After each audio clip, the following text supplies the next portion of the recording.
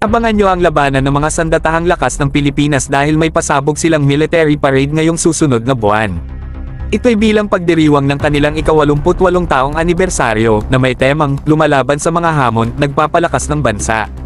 Sa military parade ng AFP para sa kanilang ika-88 taong anibersaryo, inaasahang ipapakita ang mga bagong delivered at darating pang sandata ng AFP.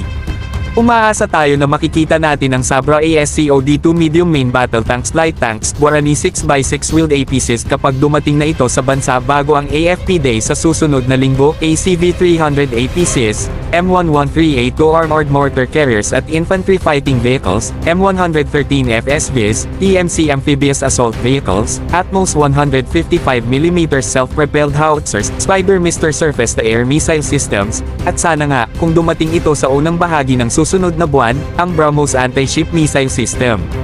Inaasahan din natin na makikita ang mga air assets ng Philippine Air Force sa pamamagitan ng flyby tulad ng T-129 attack helicopters, S-70I Black Hawk Combat Utility Helicopters, AH-1S Cobra attack helicopters, AW-109 helicopters, A-29B Super Tucano light attack aircrafts, at syempre ang FA-50PH combat aircrafts. Kaya't maghanda na kayo, markahan nyo na ang inyong mga kalendaryo, at ihanda ang mga sarili sa isang kapana-panabik na military parade ng AFP bilang pagdiriwang ng kanilang ika-88 taong anibersaryo.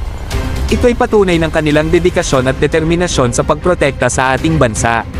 Huwag kalimutan i-hit ang like button, mag-subscribe sa channel para sa mas maraming nakakabiglang balita, at samahan nyo ako sa pagtanggap ng kapangyarihan at katatagan ng AFP.